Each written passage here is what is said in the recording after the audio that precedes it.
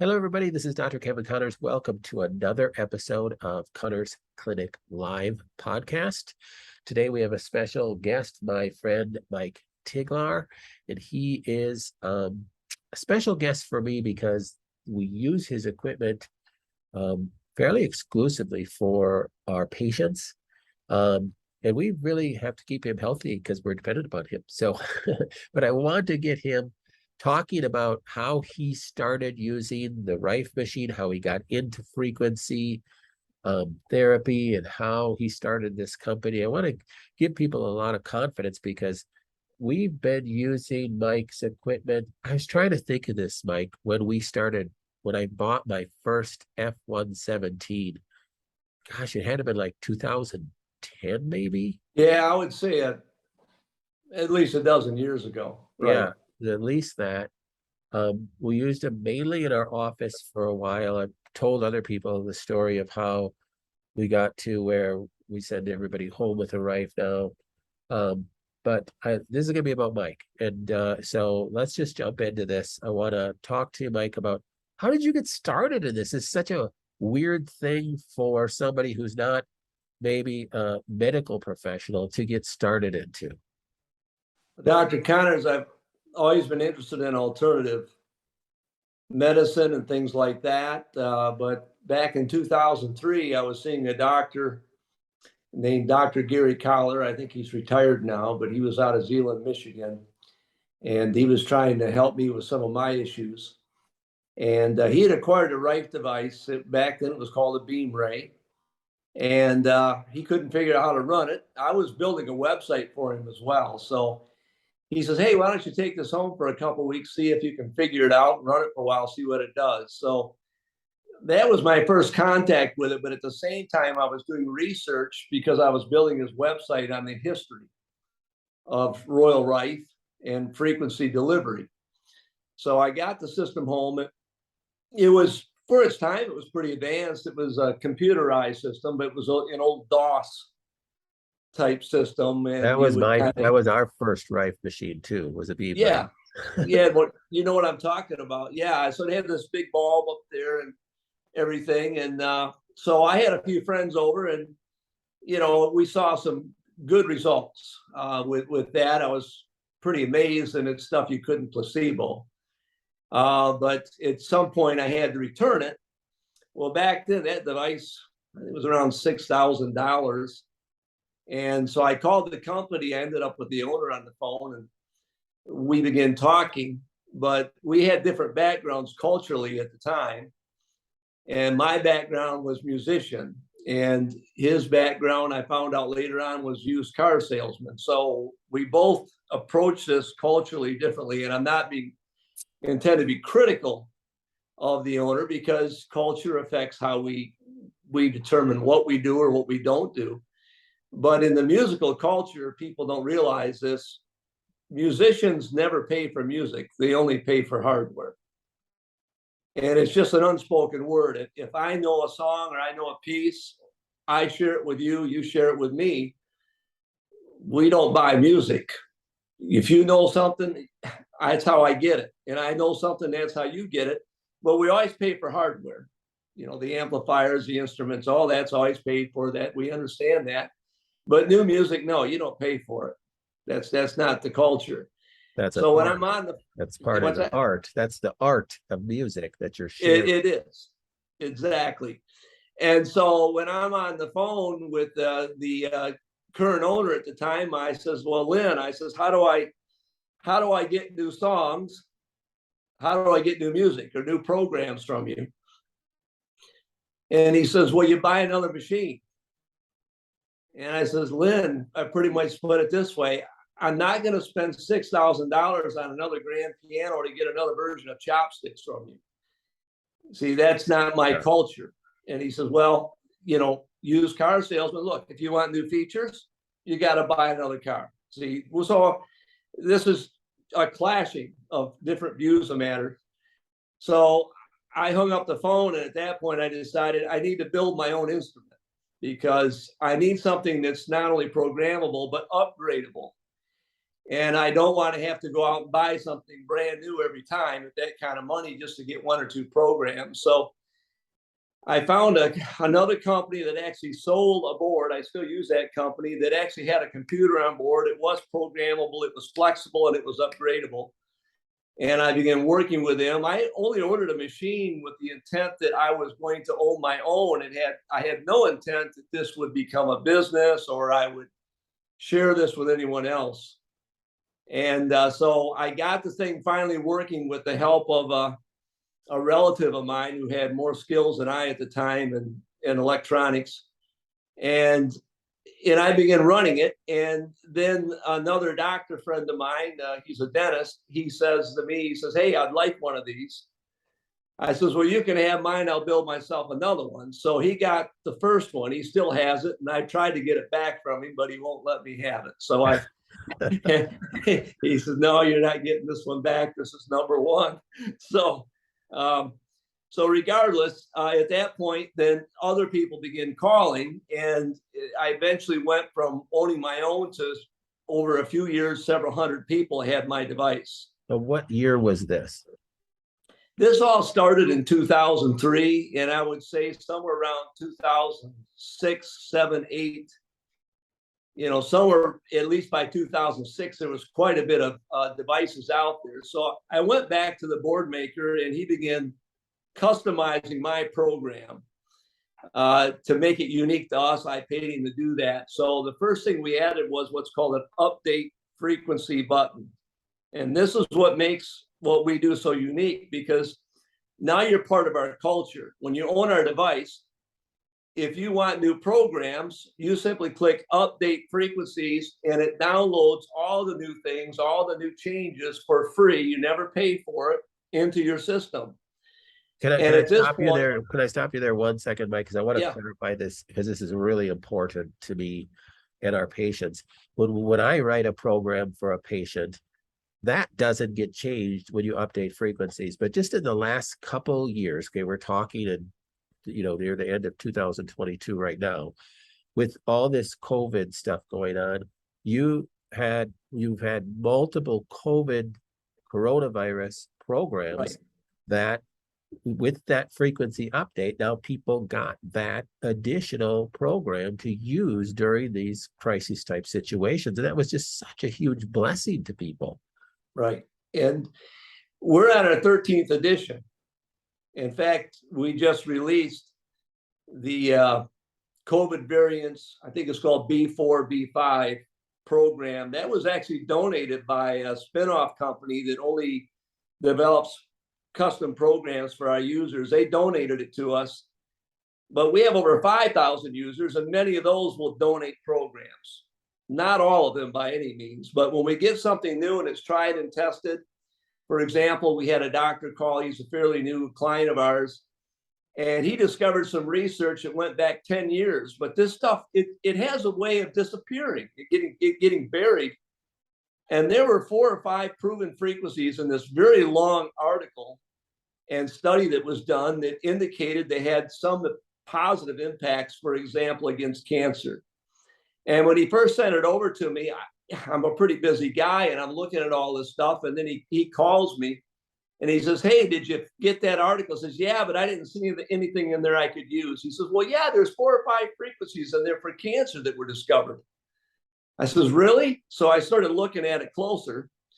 And within an hour, those are added to our cancer sets for our general cancer programming. Yeah. And then we release a critical update to all of our users to say we have a critical update now, and we tell them what the program is that was updated, so they know what to look for. And some of those folks need it, some of them don't need that program, but that's how it works. And here again, people aren't charged for this. So they have that extra frequencies to use for their family if they need it. And that's then it's right. like a huge, I mean, it is like a community of people sharing and trying to help other people get better. That's what life's supposed to be about, right? Exactly. And see, once we start the culture, they're getting things, they're not paying for new music, as I call it. And when they discover something, they give it back to us. Nobody's asking to get paid. Right. And that's the culture we created. So I'm not a used car salesman. You don't have to buy another car or Right. another device or another instrument to learn another piece of music.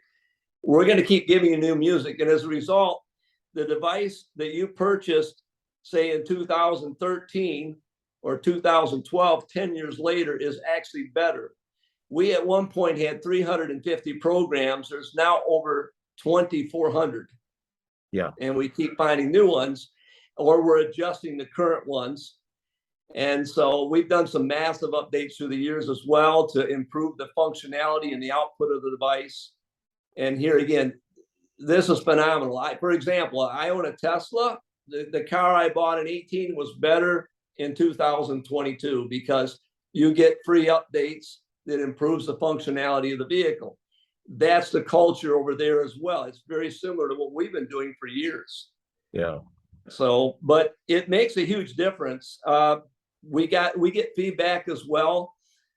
We have a few really good people that are frequency sensitive. They'll tell us what's working for this month's cold and flu. And generally speaking, that's if it's non-COVID, it's pretty good for about 4 to 6 weeks, whatever they find out. So I think yesterday we released the 2006 fall program. It's an old program that seems to be working, and a 2018 program. You just run them back to back. So my son just called, for example, this morning on his job, some guy coming sick. It's non-COVID, got him started. And we loaded up that program, and virtually we just stored it inside the machine. So he don't have to even plug it into a computer. He flips the switch and it'll run it for him. An auto run. Yeah, it'll just auto run. It's incredible. And that's another unique feature, because what we've developed, even though you use your computer to send the information over there, our device is a lot like a printer. Once you click print, the computer's not doing anything anymore. It sent that information to the device. And instead of clicking print, you click run on our device, and it prints that data into the frequency generator, which has a computer on board. And most of these generators are sold, they don't have a computer on board. There's no computer chip. They're relying on that device to continue, whether it be a handheld device or something else, to continue to feed that information in. They don't run standalone. And this virtually, you could put a program in. We do it for nighttime sets. Maybe you've done this with some of your people. We have Amish people that don't own computers, but they're struggling with something. We'll load the set in, ship the machine to them, flip the switch, and it'll run for 6-7 hours. We stack the programs they feel they would need. Right. That's actually how I run my cancer program, is on an auto run. I just put my frequencies in one program, stacked it, and then just put it in an auto run because I'm lazy. So I do all mine that way. I run off a desktop and I walk in the office, load it up. That's how I do all my programming. Yeah. So I want to talk about right now we're using the F122. We have a number of patients that have an F117. You had something before that, an F110? There was an F110, and if you really go back far, there was what was called a T150. Okay, so I've never seen either one of those. So I started utilizing yours when you had the F117, either 2008, 9, somewhere around there. I actually have one of the first ones I bought from you. Right. I still use, we have two at home. So I typically use the F122 that I got from you a couple of years ago, and when you first came out with those. And then I still have that one of those first F117s that we use at home on a Windows 7 computer. Right. And it works perfect. We have never had one issue with that machine in 13 years. And, my wife uses that, all the time. So it's just, they're very hardy unless you're dropping the thing or something. Right.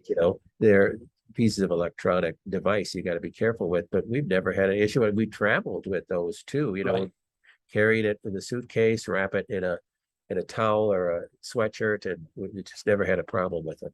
Yeah. And the thing about our device, because I dealt with engineers through the years, and I'm not an electrical engineer. I tell people, what do you do for a living? I said, I'm a mad scientist, But engineers, they're not trained on high voltage. They're trained on either, if they're electronic engineers, they're on low voltage, or if they're electricians, it's 122/40.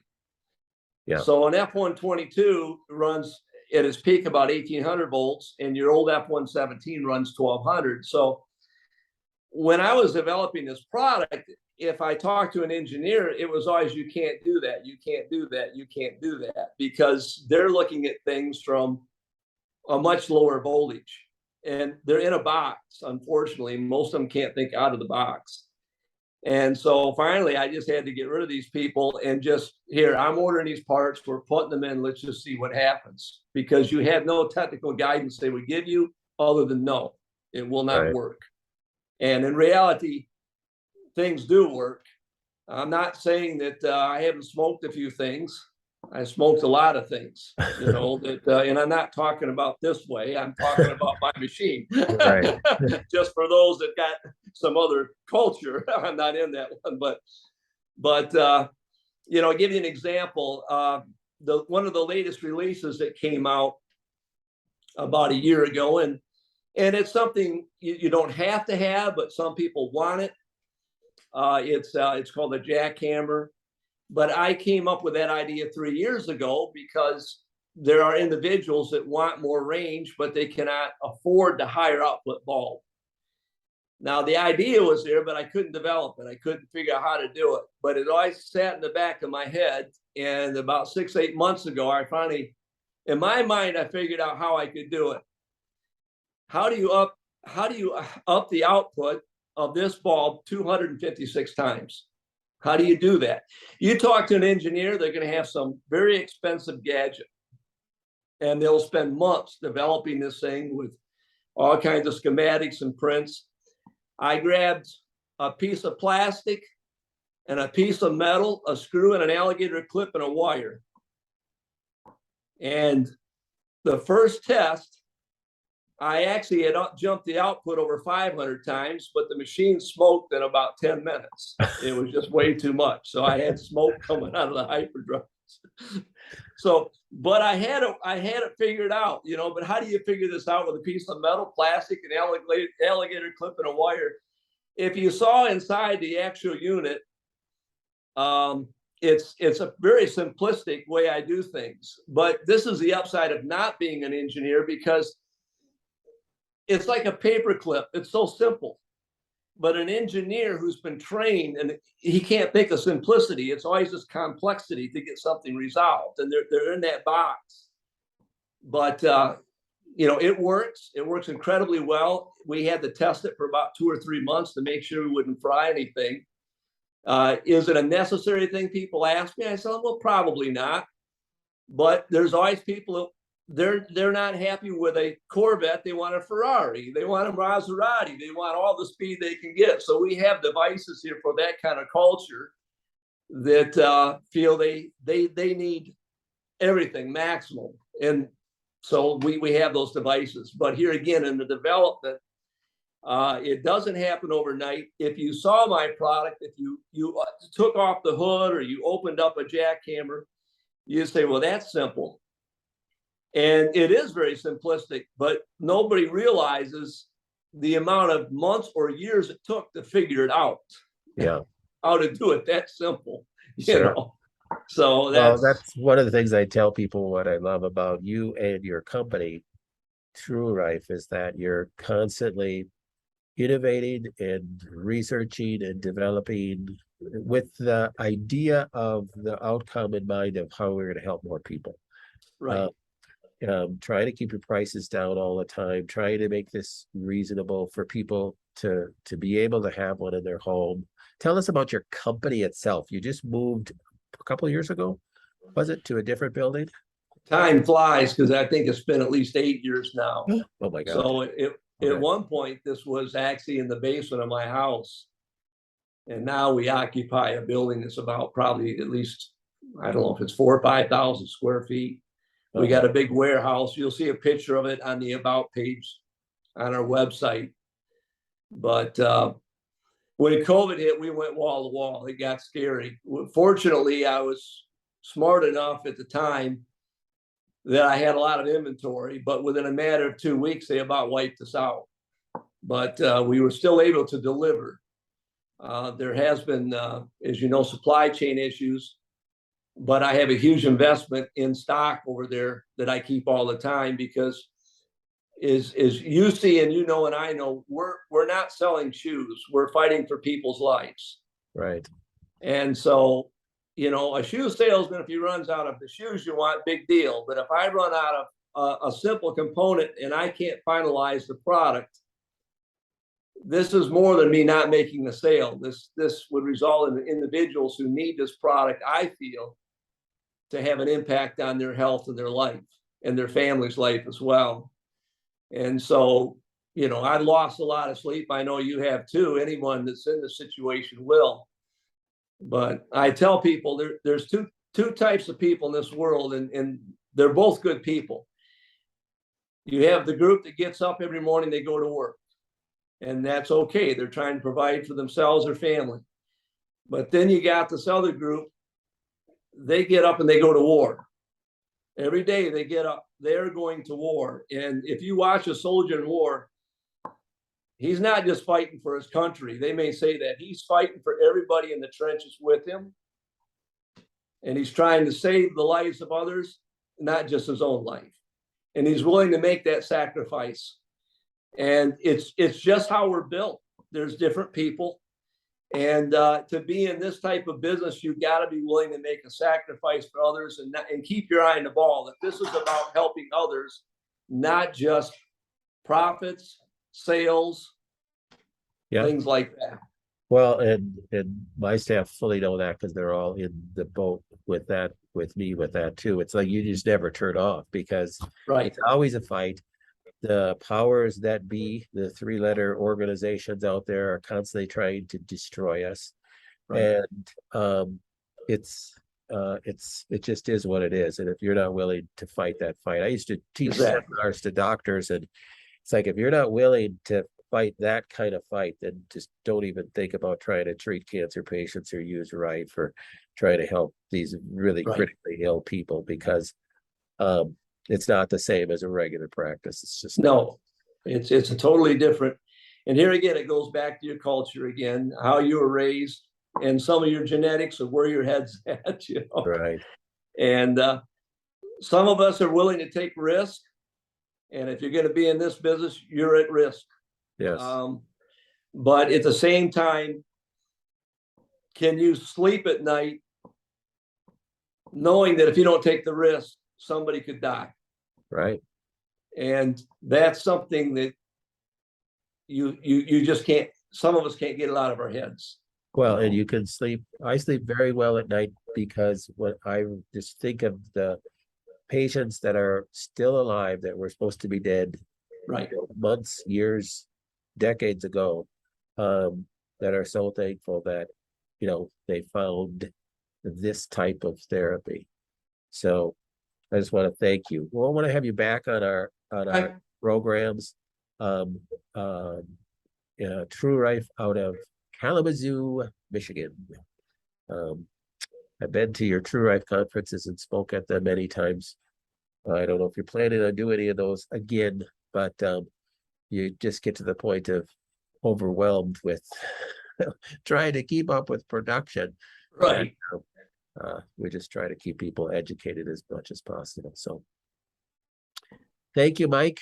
I appreciate it. Thank you. And we'll get an invite out to you to get back on, and we can get in. I really want to get into some of the technical stuff, because I'm certainly not a physicist, and you develop these. So I would like to get into the different scalar waves and the carrier waves and that kind of stuff, fun stuff that people are interested in hearing as well.